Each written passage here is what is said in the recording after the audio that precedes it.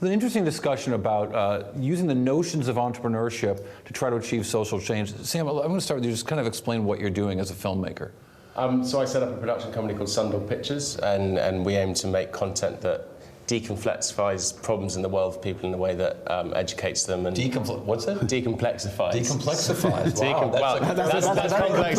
Word. There we go. But yeah, so basically trying to drive positive behaviours in people through unpacking big issues for people in a way that makes them understand it and helps further people having a bit more of a humane approach to big issues like drugs policy and the death penalty and other films like that. And you took me to a party a few weeks ago in New York, and I didn't know what to expect of the party. I thought, scantily clad women hanging from chandeliers, there could be ice sculptures. I didn't know.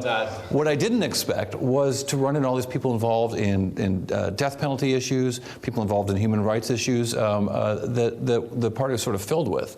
And these are issues you've been working on a lot. Why? Because I believe that business people, entrepreneurs, should be getting involved in the issues of the world, and we should be campaigning to get put wrongs right. And in the past, I think business leaders have left it too much up to the social sector and the politicians to do this. But business leaders are entrepreneurs, and they can have an entrepreneurial approach to sorting out these problems. For instance, we mentioned the death penalty. There's a list of about 50 reasons why I think America should abolish the death penalty, and it's trying to get that across to people who, understandably, in a sense, say, well, he killed somebody, he deserves to die, but it's generally not as simplistic as that. And in Europe, we got rid of the death penalty 60 years ago. There hasn't been lots more people murdered as a result, and we're a much more humane, civilized group of countries as a result. And there's an important referendum on the ballot here in California, the most populous state in the country, of course, this November. But I wonder, in what way are you using an entrepreneurial approach with your son's film company? How is that entrepreneurial? Well, instead of running a film company that's just making, popular films for people, he's trying to, create films. Like for instance, Jeff Skoll did with Inconvenient Truth. Like other people have done with Shark Water to try to alert people to the slaughter, the wholesale slaughter of sharks that Rob did. So he's trying to make films that can have a purpose and actually can achieve something at the end of the day. And for us who are out there lobbying on these things, it's great to have a really powerful film to go with it. And go ahead. Well, it's also very easy to sit in your ivory tower and go, this is what I care about, how can I change people's perspective? But I think it's really important to preach to the unconverted and the people who aren't just going to sort of, sing and dance and be in tune with what message you're trying to spread. And to do that, you need to really understand what their motives are, what drives them, why they might have a certain perspective, and then frame your film or your argument in a way that relates to that audience. And not preaching to the choir. Exactly. And interestingly, you're also taking an entrepreneur. It sounds like you're sort of in a classic business sense, identifying the market of the people whose minds you think you can change, and tailoring the message to them.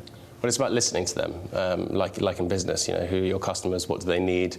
What are their wants? And I think it's really important in anything you do in life to understand who your audience is and listen to them too. His mum. My wife, yes. Says, if somebody killed my son, I'd want them killed. So we have somebody in the family who disagrees with us, and we spend a lot of time trying to explain to her, why we believe her approach to be wrong approach, and I think she's beginning to get there. But so if I can't convince my mum, I'm not sure how I can convince a nation. But Yeah. Well, and also interesting that you're sort of doing the films in very different ways. It's not just one film; it's different things for different audiences. Yeah. So we're making 3 films tailored to different audiences. So an animation that's for the millennials to get across all the key facts. Also lots of emojis, because love the emojis. Well, hopefully people tweeting it will put the emojis on there.